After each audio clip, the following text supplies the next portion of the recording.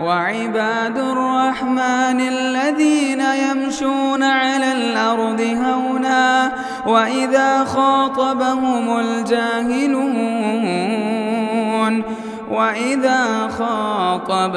الجاهلون قالوا سلاما۔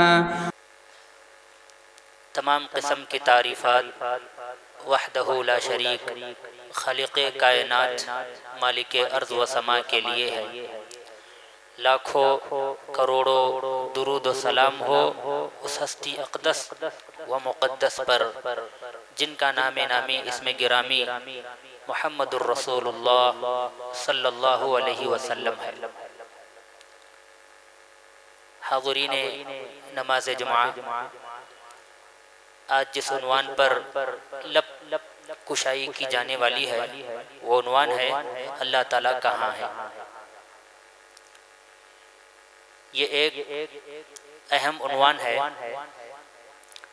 اسی لیے انشاءاللہ آج دلائل کی روشنی میں، قرآن و حدیث کی روشنی میں اللہ رب العالمین کے علو اور اس کے استوا کو بتانے کی کوشش کی جائے گی۔ اللہ سے دعا کیجئے اللہ تعالیٰ مجھے حق اور سچ کہنے کی توفیق عطا فرمائے، آمین۔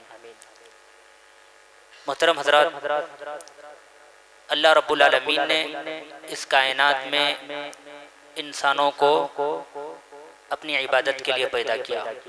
قرآن مجید میں اللہ تعالیٰ نے فرمایا وَمَا خَلَقْتُ الْجِنَّ وَالْإِنسَ إِلَّا لِيَعْبُدُونِ، میں نے جنوں کو اور انسانوں کو صرف اور صرف توحید کے لیے پیدا کیا، اپنی عبادت کے لیے پیدا کیا۔ پھر جب انسان اس دنیا میں آنے کے بعد اللہ رب العالمین کی عبادت کے ساتھ ساتھ اللہ رب العالمین کے سوا کسی اور کو شریک کرنے لگے تو اللہ رب العالمین نے انسانیت کی رشد و ہدایت کے لیے انبیاء کا سلسلہ شروع کیا۔ اسی سلسلے کی سب سے پہلی کڑی حضرت نوح علیہ السلام ہے۔ حضرت نوح علیہ السلام کو اللہ رب العالمین نے ان کی قوم میں بھیجا، چونکہ یہی وہ قوم تھی جس نے سب سے پہلے روئے زمین پر شرک کا صدور کیا، شرک کے دلدل میں ملوث ہوئے۔ تو اللہ رب العالمین نے اس قوم کی رشد و ہدایت کے لیے، اس قوم کو راہ راست پر لانے کے لیے حضرت نوح علیہ السلام کو بھیجا۔ حضرت نوح علیہ السلام نے تقریباً 950 سال سے زائد اپنی قوم میں تبلیغ کی، اپنی قوم کو اللہ رب العالمین کی عبادت کی طرف بلایا اور شرک جیسی مذموم خطرناک برائی سے روکتے رہے۔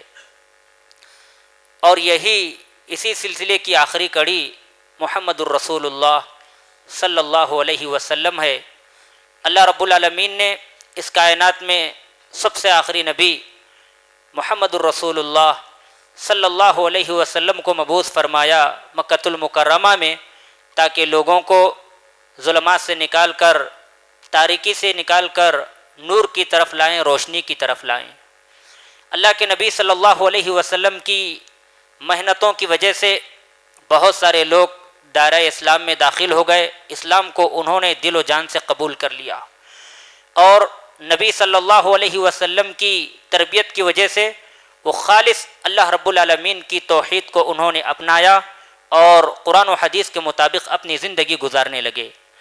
مگر جب محمد الرسول اللہ صلی اللہ علیہ وسلم اس دنیا سے چلے گئے تو پھر لوگوں میں محدثات، خرافات، بدعات نے جنم لیا اور بہت سارے لوگ تو شرک جیسے دلدل میں پھر سے پھنسنا شروع ہوا۔ انہی بدعات میں، محدثات میں اور شرک میں ایک سب سے بڑا شرک وحدت الوجود کا شرک ہے۔ وحدت الوجود یعنی اللہ رب العالمین کو ہر شے میں تسلیم کرنے کا نام ہے۔ یعنی انسان چلہ کشی، مختلف ریاضتوں کے ذریعے اس مقام پر پہنچ جاتا ہے کہ جسے کائنات کی ہر چیز میں خدا نظر آنے لگتا ہے، اور وہ ہر چیز کو اللہ رب العالمین کی ذات سمجھنے لگتا ہے، ایک نیک انسان ہو، ایک بدکار انسان ہو، مخلوقات ہوں، درخت ہو، بچھو ہو، یا پھر غلاظت کا ڈھیر ہو، وحدت الوجود کے قائل کے عقیدے کے مطابق یہ سب برابر ہیں، کیونکہ ان سب کے درمیان خدا موجود ہے۔ وحدت الوجود کی ہی ترقی یافتہ دو شکلیں ہیں، وحدت الشہود اور حلول۔ وحدت الشہود یعنی انسان جب وحدت الوجود سے ترقی کر جاتا ہے، مختلف ریاضتوں کو اور خود ساختہ عبادتوں کے ذریعے سے اپنے آپ کو صاف کرتا ہے، تو انسان کی ہستی خدا کی ہستی میں مدغم ہو جاتی ہے، خدا کی ہستی میں داخل ہو جاتی ہے، نعوذ باللہ۔ حلول یعنی جب انسان وحدت الشہود سے مختلف ریاضتوں کے ذریعے ترقی کر جاتا ہے اور اپنے دل کو ایسا صاف، پاک، شفاف اور لطیف بنا لیتا ہے کہ اللہ رب العالمین کی ذات خود اس انسان کے جسم میں آ کر داخل ہو جاتی ہے، نعوذ باللہ۔ گویا کہ وحدت الشہود میں انسان خود اللہ رب العالمین کی ہستی میں مدغم ہو جاتا ہے، جبکہ حلول میں اللہ رب العالمین بذات خود اپنے مرتبے سے نیچے اتر کر انسان کے جسم میں داخل ہو جاتا ہے، اور وہ دونوں برابر ہو جاتے ہیں، دونوں ایک ہی ہو جاتے ہیں، نعوذ باللہ۔ یہ عقیدہ وحدت الوجود کا عقیدہ ہے، اور یہ فتنہ ایسا فتنہ ہے جو آج سماج میں جاہلی طبقوں میں باد سموم کی طرح پھیل رہا ہے۔ لوگوں کو نہیں معلوم اللہ تعالیٰ کہاں ہے، اللہ تعالیٰ عرش پر ہے یا پھر ہر جگہ موجود ہے، لوگ نہیں جانتے۔ جبکہ اہل السنہ والجماعت کا یہ عقیدہ ہے کہ اللہ رب العالمین ذات کے اعتبار سے ساری مخلوقات کے اوپر، ساتوں آسمانوں کے اوپر عرش پر مستوی ہے، اور اہل السنہ والجماعت کا یہ عقیدہ بھی ہے کہ اللہ تعالیٰ کے جتنے بھی اسماء و صفات ہیں، اہل السنہ والجماعت نہ اس میں تکییف سے کام لیتے ہیں، نہ تحریف سے کام لیتے ہیں، نہ تشبیہ سے کام لیتے ہیں، نہ تمثیل سے کام لیتے ہیں۔ قرآن مجید میں اور احادیث مبارکہ میں جتنے اسماء و صفات اللہ رب العالمین کے ہیں، اہل السنہ والجماعہ ان کو ایسے ہی مانتے ہیں، ان میں تحریفات سے، تمثیلات سے کام نہیں لیتے۔ قرآن مجید کا مطالعہ کرنے سے یہ بات معلوم ہوتی ہے، اللہ رب العالمین نے اپنے کلام مقدس میں جگہ جگہ پر اپنے علو اور اپنے استوا کو ثابت کیا ہے، یعنی اللہ تعالیٰ عرش پر مستوی ہے، نہ کہ دنیا میں ہر شے میں موجود ہے، ہر جگہ موجود ہے۔ قرآن مجید میں ایک مقام پر اللہ تعالیٰ نے فرمایا، ان ربکم اللہ الذی خلق السماوات والارض فی 6 ایام ثم استوى علی العرش۔ اس آیت کریمہ سے معلوم ہوتا ہے اللہ تعالیٰ ساتوں آسمان کے اوپر عرش پر مستوی ہے۔ اس آیت کا ترجمہ یوں ہے، وہی وہ رب ہے، وہی وہ رب ہے جس نے زمین و آسمان کو 6 دنوں میں پیدا کیا، ثم استوى علی العرش، پھر اللہ رب العالمین عرش پر مستوی ہوا۔ اسی طرح قرآن مجید میں ایک اور مقام پر اللہ تعالیٰ نے فرمایا، اللہ الذی رفع السماوات بغیر عمد ترونها ثم استوى علی العرش۔ اللہ وہ ہے جس نے ساتوں آسمان کو بغیر ستونوں کے بلند کیا، جس کو تم دیکھتے ہو۔ اس آیت کریمہ میں اللہ رب العالمین سب سے پہلے اپنی قدرت کاملہ کا بیان فرما رہا ہے۔ آج دنیا میں اگر انسان کو کسی عمارت تعمیر کرنا ہے تو چھت کو قائم رکھنے کے لیے اسے کئی چیزوں کا سہارا لینا پڑتا ہے، کئی اسباب، ذرائع، وسائل کو اختیار کرنا پڑتا ہے، تب جا کر ایک چھت ہمارے اوپر کھڑی ہو جاتی ہے، ایک عمارت تعمیر ہو جاتی ہے۔ لیکن اللہ رب العالمین یہاں پر اپنی قدرت کاملہ کا بیان کرتے ہوئے فرما رہا ہے، اللہ الذی رفع السماوات بغیر عمد ترونها، اللہ وہ ہے جس نے ساتوں آسمان کو بغیر ستونوں کے بلند کیا، ثم استوى علی العرش، پھر اللہ تعالیٰ عرش پر مستوی ہوا۔ اسی طرح قرآن مجید میں اللہ رب العالمین نے ایک مقام پر ارشاد فرمایا، الرحمن علی العرش استوى، رحمان عرش پر مستوی ہے۔ اسی طرح محمد الرسول اللہ صلی اللہ علیہ وسلم نے کہا، لوگوں تم سجدے میں سبحان ربی الاعلی کہو۔ اس سے بھی پتہ چلتا ہے اللہ رب العالمین اعلیٰ و ارفع ہے، اللہ رب العالمین اپنے عرش پر مستوی ہے۔ اسی طرح اللہ رب العالمین کے بارے میں آتا ہے اللہ تعالیٰ رات کے آخری پہر میں ہر رات آسمان دنیا پر نازل ہوتا ہے. اللہ کے نبی صلی اللہ علیہ وسلم نے ارشاد فرمایا ينزل ربنا تبارک و تعالی كل لیلۃ الى السماء الدنیا حين يبقى ثلث اللیل الآخر. اللہ رب العالمین رات کے آخری پہر میں آسمان دنیا پر نازل ہوتا ہے اور لوگوں سے یہ صدا لگاتا ہے کوئی دعا مانگنے والا میں اس کی دعا کو قبول کروں، ہے کوئی سوال کرنے والا میں اس کو عطا کروں، ہے کوئی مغفرت طلب کرنے والا میں اس کی مغفرت کر دوں.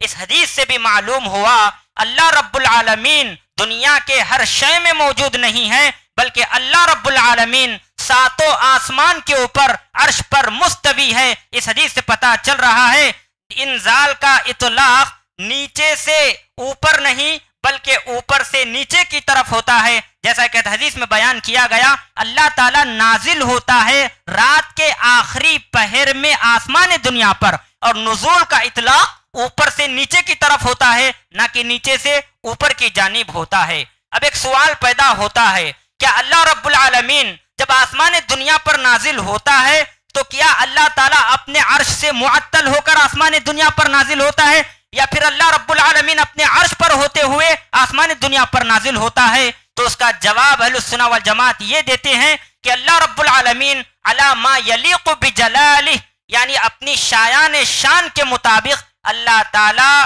آسمان دنیا پر اپنے عرش پر ہوتے ہوئے نازل ہوتا ہے. اس کا مطلب یہ نہیں کہ اللہ تعالیٰ اپنے عرش کو چھوڑ کر آسمان دنیا پر نازل ہوتا ہے. اسی طرح زینب رضی اللہ تعالیٰ عنہ کے تعلق سے آتا ہے، زینب رضی اللہ تعالیٰ عنہ نبی صلی اللہ علیہ وسلم کے دیگر ازواج مطہرات پر فخر کیا کرتی تھی.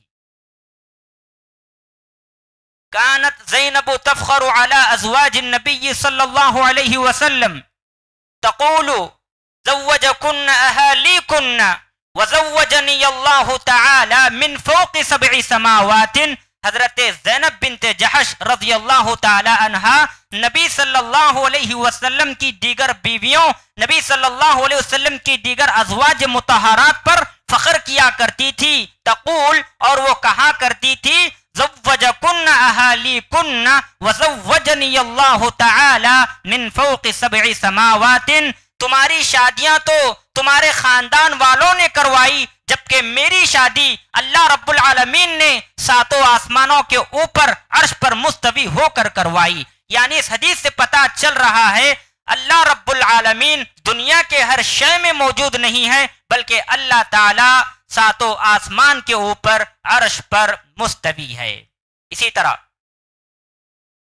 ایک صحابی جناب محمد رسول اللہ صلی اللہ علیہ وسلم کی خدمت میں آئے اور کہا اے اللہ کے نبی صلی اللہ علیہ وسلم، میں نے اپنی لونڈی کو تھپڑ رسید کیا ہے، میں چاہتا ہوں اسے اللہ تعالیٰ کی راہ میں آزاد کر دوں. تو نبی صلی اللہ علیہ وسلم نے فرمایا ایسا کرو، سب سے پہلے اس کو میرے پاس لاؤ. لونڈی کو محمد رسول اللہ صلی اللہ علیہ وسلم کے پاس لایا گیا تو اللہ کے نبی صلی اللہ علیہ وسلم نے اسے پوچھا این اللہ، مجھے یہ تو بتاؤ اللہ تعالیٰ کہاں ہے؟ قالت فی السماء، تو اس لونڈی نے کہا آسمان میں. یعنی اللہ تعالیٰ 7 آسمان کے اوپر عرش پر مستوی ہے. اللہ کے نبی نے دیکھا اس لونڈی کا عقیدہ بہت ہی مضبوط ہے اور یہ مومنہ ہے، موحدہ ہے، اس لیے اللہ کے نبی صلی اللہ علیہ وسلم نے اس صحابی سے کہا کہ تم اسے آزاد کر دو، اس لیے کہ یہ مومنہ ہے. لہذا صحابی اس لونڈی کو آزاد کر دیتے ہیں. تو اس حدیث سے بھی پتہ چلا اللہ رب العالمین 7 آسمان کے اوپر عرش پر مستوی ہے. اسی طرح یہ عقیدہ اہل السنہ والجماعت کے ساتھ ساتھ ائمہ 4 کا بھی یہی عقیدہ ہے، اللہ تعالیٰ 7 آسمان کے اوپر عرش پر مستوی ہے. امام ابو حنیفہ رحمہ اللہ فرماتے ہیں اللہ تعالیٰ 7 آسمان کے اوپر عرش پر مستوی ہے. امام مالک رحمہ اللہ فرماتے ہیں اللہ فی السماء وعلمہ فی کل مکان، اللہ رب العالمین آسمان میں ہے، یعنی 7 آسمان کے اوپر عرش پر مستوی ہے اور اللہ تعالیٰ کا علم ہر جگہ ہے. امام شافعی رحمہ اللہ فرماتے ہیں میرا ایمان یہ ہے کہ اللہ تعالیٰ ساتوں آسمان کے اوپر عرش پر مستوی ہے۔ امام احمد بن حنبل رحمہ اللہ فرماتے ہیں جب ان سے پوچھا گیا کیا اللہ تعالیٰ ساتوں آسمان کے اوپر عرش پر مستوی ہے، تو امام احمد بن حنبل رحمہ اللہ نے کہا نعم علی العرش، ہاں اللہ تعالیٰ ساتوں آسمان کے اوپر عرش پر مستوی ہے اور کوئی جگہ اس کے علم سے خالی نہیں ہے۔ عبد القادر جیلانی رحمہ اللہ فرماتے ہیں اللہ تعالیٰ ساتوں آسمان کے اوپر عرش پر مستوی ہے اور ہر آسمان سے نازل ہونے والی کتاب میں اللہ رب العالمین کے مستوی ہونے کا ذکر آیا ہے۔ اسی طرح ابن القیم جوزی رحمہ اللہ مدارج السالکین اپنی کتاب میں فرماتے ہیں اللہ تعالیٰ آسمانوں میں ہے، اللہ تعالیٰ عرش پر مستوی ہے اور وہ مخلوق سے بالکل الگ ہے، بالکل جدا ہے۔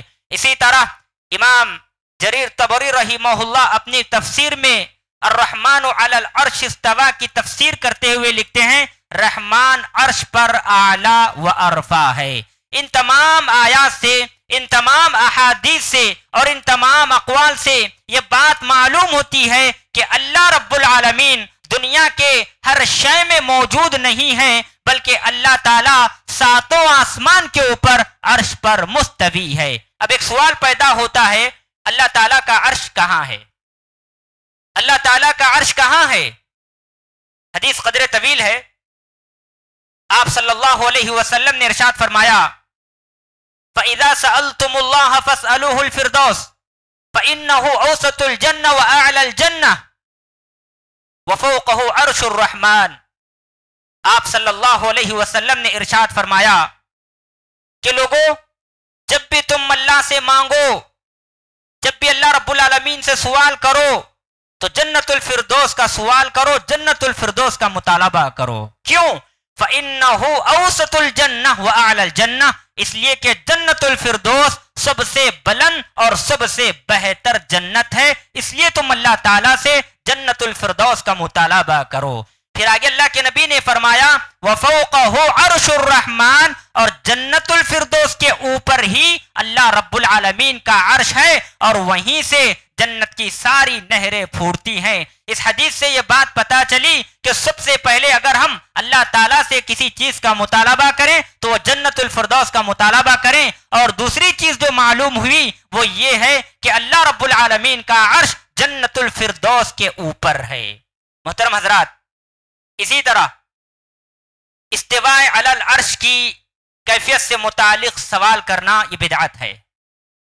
اللہ رب العالمین نے قرآن مجید میں اور نبی صلی اللہ علیہ وسلم نے احادیث مبارکہ میں یہ بتلا دیا اللہ تعالیٰ عرش پر مستوی ہے، لیکن لوگوں سے یا علماء سے یہ سوال کرنا اللہ تعالیٰ عرش پر کیسے مستوی ہوا، یہ بدعت ہے۔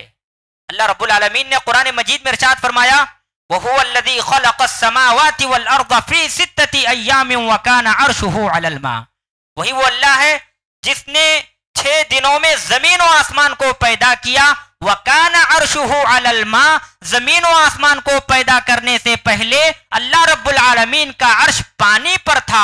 وَكَانَ عَرْشُهُ عَلَى الْمَاءِ، اللہ تعالیٰ کا عرش پانی پر تھا، مگر جب اللہ رب العالمین نے زمین و آسمان کو پیدا کیا پھر اللہ تعالیٰ عرش پر مستوی ہوا۔ اب اگر کوئی انسان یہ سوال کرے کہ اللہ رب العالمین عرش پر جب مستوی ہوا تو کیسے مستوی تھا، کیسے مستوی ہوا، اس کا کیا ذریعہ تھا؟ امام مالک رحمہ اللہ کے پاس ایک ایسا ہی شخص آیا، ایک معتزلی آیا، امام مالک رحمہ اللہ سے اس نے سوال کیا اللہ رب العالمین عرش پر کیسے مستوی ہوا؟ یہ بات یاد رکھیں، یہ سوال کرنا بدعت ہے۔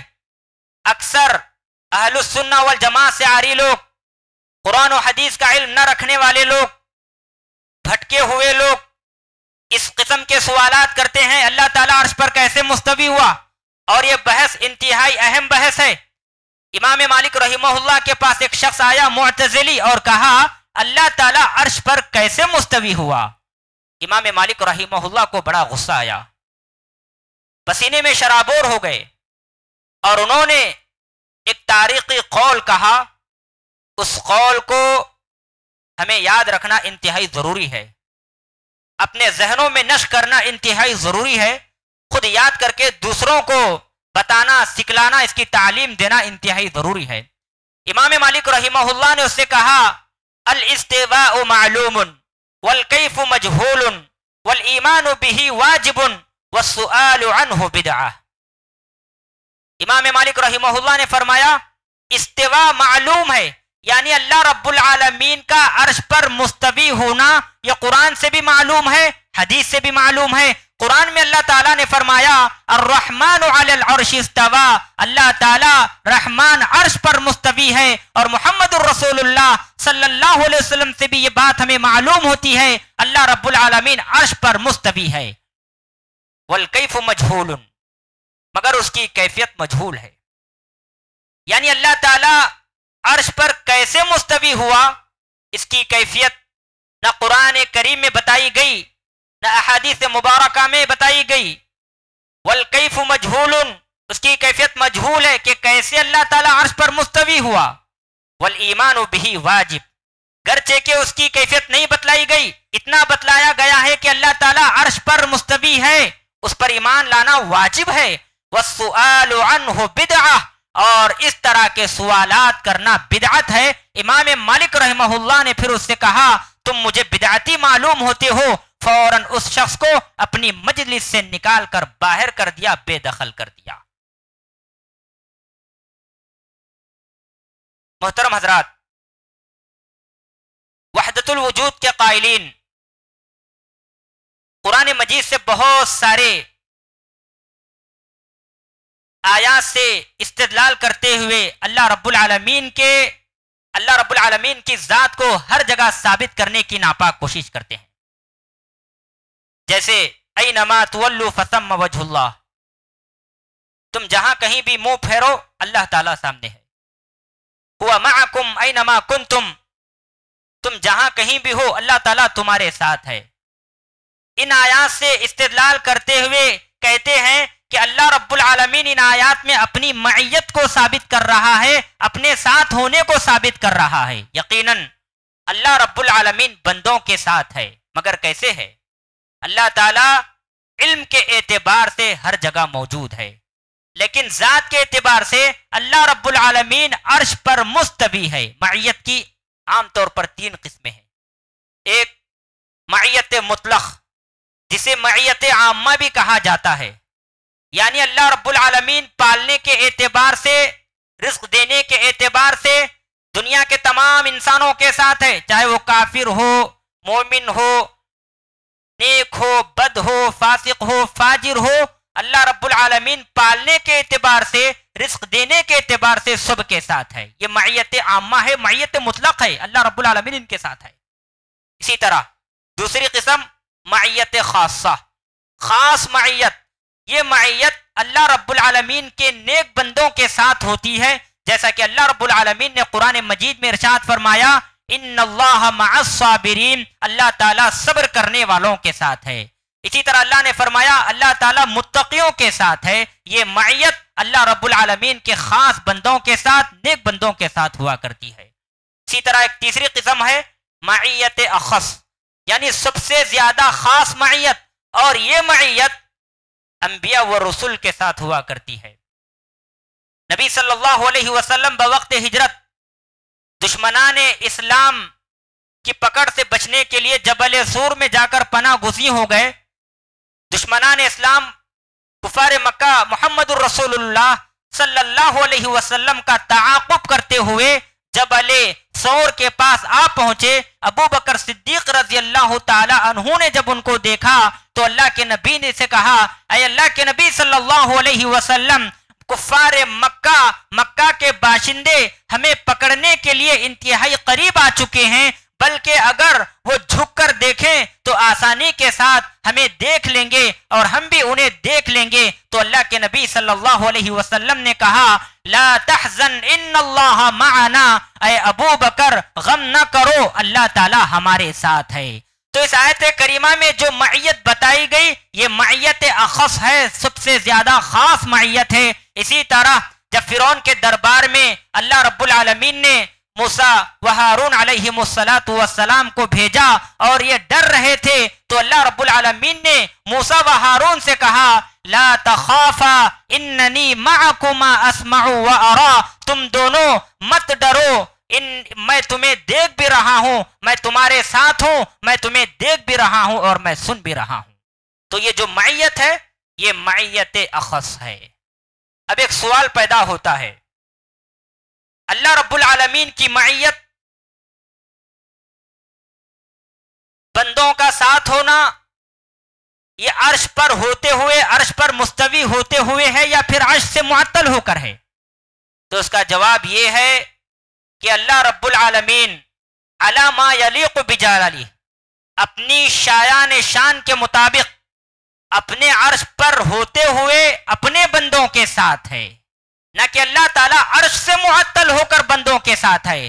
قرآن نے کہا اللہ تعالیٰ صبر کرنے والوں کے ساتھ ہے، اس کا مطلب یہ نہیں ہے اللہ تعالیٰ اپنے عرش سے معطل ہو کر صبر کرنے والوں کے ساتھ آ کر کھڑا ہے، بلکہ اللہ تعالیٰ اپنے عرش پر ہوتے ہوئے صبر کرنے والوں کے ساتھ ہے، اس کی مدد کے اعتبار سے اور ہر اعتبار سے اللہ رب العالمین اپنے عرش پر ہوتے ہوئے صبر کرنے والوں کے ساتھ ہے۔ تو بہرحال ان آیات میں بہت سارے علماء سو تعویلات تحریفات سے کام لیتے ہوئے اس کا معنی، اس کا مطلب، اس کا مفہوم غلط بیان کرتے ہیں۔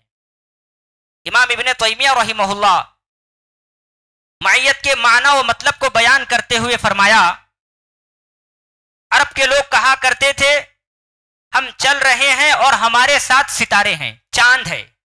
غور فرمائیے گا، چاند آسمان پر ہے اور انسان زمین پر ہے، چاند آسمان پر ہوتے ہوئے انسانوں کے ساتھ ہو سکتا ہے تو وہ اللہ رب العالمین جو ساری کائنات کا پالن ہار ہے، جو ساری کائنات کا خالق ہے، جو مدبر الامور ہے، جس نے شمس و قمر کو پیدا کیا، حجر و شجر کو پیدا کیا، جو ساری کائنات کا نظام چلانے والا ہے، وہ کیسے اپنے عرش پر مستوی ہو کر اپنے بندوں کے ساتھ نہیں ہو سکتا؟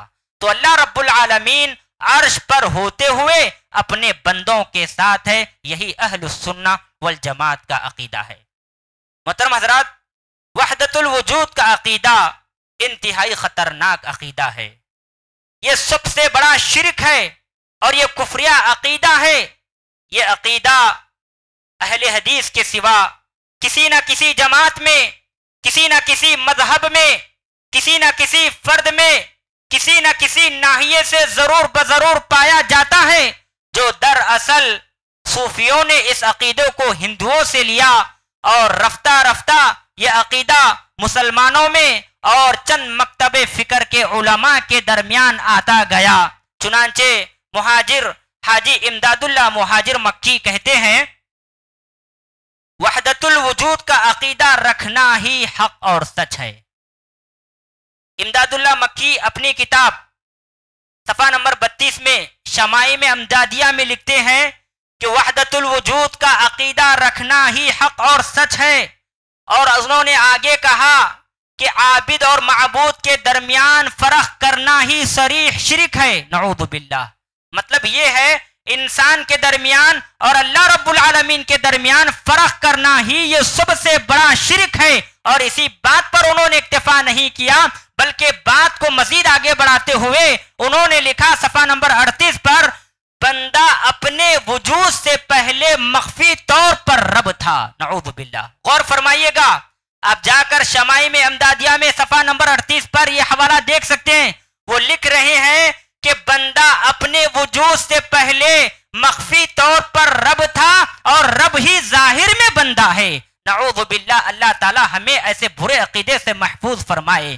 اور اس سے بھی بڑی جرت و جسارت کرتے ہوئے قرآن مجید کی آیت وَفِي أَنفُسِكُمْ أَفَلَا تُبْصِرُونَ، اس آیت کی غلط ترجمانی کرتے ہوئے کہتے ہیں خدا تمہارے اندر موجود ہے، کیا تم نہیں دیکھتے؟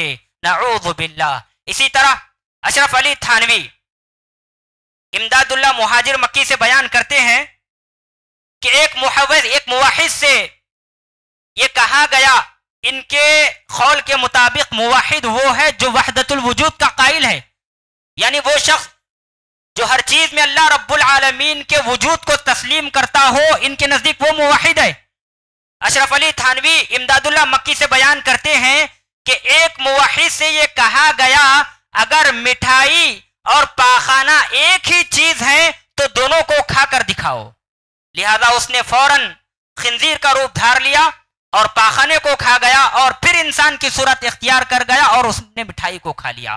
اور اس قول کی، اس واقعے کی شرح کرتے ہوئے اشرف علی تھانوی کہتے ہیں جس نے یہ اعتراض کیا در حقیقت وہ بیوقوف ہی تھا ہوگا، اسے نہیں معلوم تھا، بات تو واضح تھی کہ دونوں چیزیں ایک ہی ہیں، یعنی مٹھائی اور پاخانہ دونوں چیزیں ایک ہی ہیں، گرچہ کہ ان کا حکم اور طرف مختلف ہے۔ محترم حضرات یہاں غور فرمائیے گا، یہاں پر یہ بتایا جا رہا ہے نعوذ باللہ ثم نعوذ باللہ، ان دونوں چیزوں میں اللہ موجود ہے، اور وحدت الوجود جیسے عقیدے کو ثابت کرنے کے لیے اس نے پاخانہ بھی کھا لیا اور اس نے مٹھائی کو بھی کھا لیا۔ ایسے ایسے عقیدے پائے جاتے ہیں امت مسلمہ کے گمراہ کن طبقات میں۔ اسی طرح رشید احمد گنگوہی نے لکھا ہے سہارنپور کی بہت ساری زانیہ عورتیں ضامن علی جلال آبادی کی مرید تھیں۔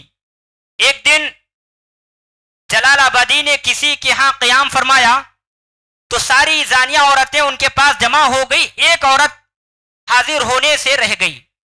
انہوں نے پوچھا، پیر نے پوچھا فلاں عورت ہمارے پاس حاضر کیوں نہیں ہوئی؟ تو عورتوں نے کہا کہ پیر صاحب ہم نے بہت جتن کیے، بہت اصرار کیا، لیکن اس کے باوجود بھی وہ نہیں آئی۔ کہنے لگی میں کالا منہ لے کر، میں گناہوں میں ڈوبی ہوئی عورت کالا منہ لے کر اپنے پیر کے پاس کیسے آؤں؟ پیر صاحب نے اصرار کیا، لہذا اس عورت کو لایا گیا۔ وہ عورت جب پیر کے سامنے کھڑی ہوئی تو پیر نے کہا کہ بی بی شرماتی کیوں ہو؟ کرنے والا اور کرانے والا وہی تو خود وہ ہے۔ نعوذ باللہ۔ غور فرمائیے گا، یہاں پر وحدت الوجود جیسے مذموم عقیدے کو ثابت کرنے کے لیے، نعوذ باللہ، میں سمجھتا ہوں اس کی تفسیر میں بیان نہ کروں، آپ مجھے فردن یا پھر اکیلے میں آ کر پوچھ سکتے ہیں۔ نعوذ باللہ، ایسے ایسے خطرناک عقائد امت مسلمہ میں پائے جاتے ہیں۔ اہل حدیث ہی وہ گروہ ہے، اہل حدیث ہی وہ جماعت ہے، اہل حدیث ہی وہ مسلک ہے۔ الحمدللہ یہاں پر وحدت الوجود جیسا عقیدہ نہیں پایا جاتا۔ محترم حضرات، وحدت الوجود کے بہت سارے مفاسد ہیں، بہت سارے نقصانات ہیں۔ میں ایک چند نقصانات اور ایک چند مفاسد بیان کر کے اپنی بات کو ختم کروں گا۔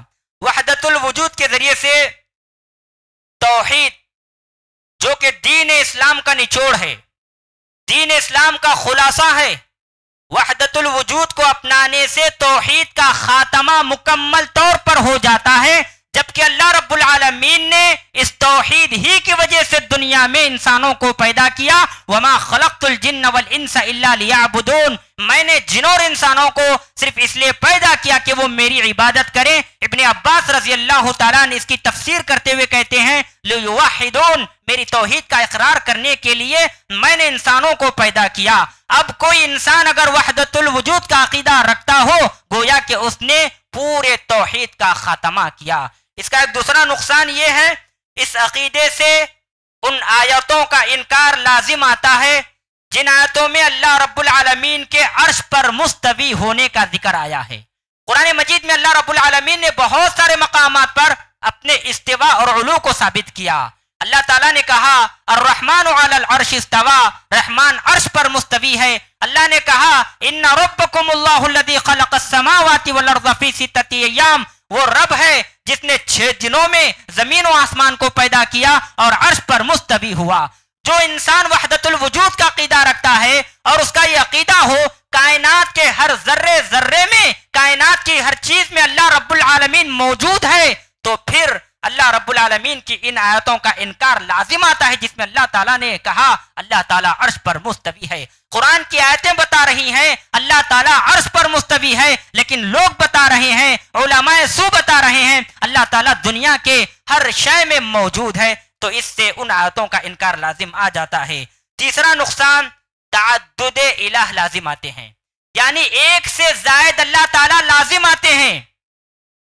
ایک وحدت الوجود کا قائل کا عقیدہ یہ ہوتا ہے اللہ تعالیٰ فلاں چیز میں ہے، فلاں چیز میں ہے، فلاں جگہ ہے، فلاں جگہ ہے، فلاں جگہ ہے، تو اس سے زیادہ اللہ تعالیٰ لازم آتے ہیں، ادھر بھی اللہ، ادھر بھی اللہ، اس مقام پر بھی اللہ، اس مقام پر بھی اللہ۔ تو اس سے یہی پتا چل رہا ہے اللہ ایک نہیں ہے بلکہ اللہ تعالیٰ بہت زیادہ ہیں۔ جبکہ قرآن مجید بتا رہا ہے قل هو اللہ احد، آپ کہہ دیجئے اللہ ایک ہے، وَإِلَٰهُكُمْ إِلَٰهٌ وَاحِدٌ، تمہارا معبود ایک ہی معبود ہے۔ قرآن بتا رہا ہے ایک معبود ہے، ایک اللہ ہے، جبکہ وحدت الوجود کے قائل یہ بتا رہے ہیں اللہ ایک نہیں ہے بلکہ اللہ تعالیٰ بہت سارے ہیں۔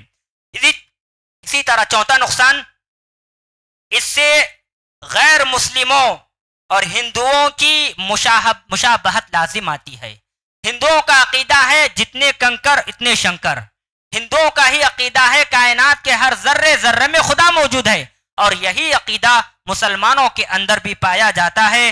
پانچواں نقصان یہ ہے اگر فرض کر لیں اللہ تعالیٰ ہر جگہ موجود ہے تو کیا نعوذ باللہ گندگی، پلیدگی اور قضاء حاجت والی جگہوں پر بھی نعوذ باللہ ثم نعوذ باللہ اللہ تعالیٰ وہاں بھی موجود ہے؟ ہرگز اللہ تعالیٰ وہاں موجود نہیں ہے۔ تو لب لباب یہ ہے، آج کے خطبے کا خلاصہ یہ ہے کہ اللہ رب العالمین اپنی ذات کے اعتبار سے ساتوں آسمان کے اوپر، ساری مخلوقات کے اوپر، ساتوں آسمان کے اوپر عرش پر مستوی ہے۔ یہی اہل السنہ والجماعت کا عقیدہ ہے، اور جو شخص اس عقیدے کو نہ اپنائے تو وہ اہل السنہ والجماعت کی صفوں سے خارج ہو جاتا ہے۔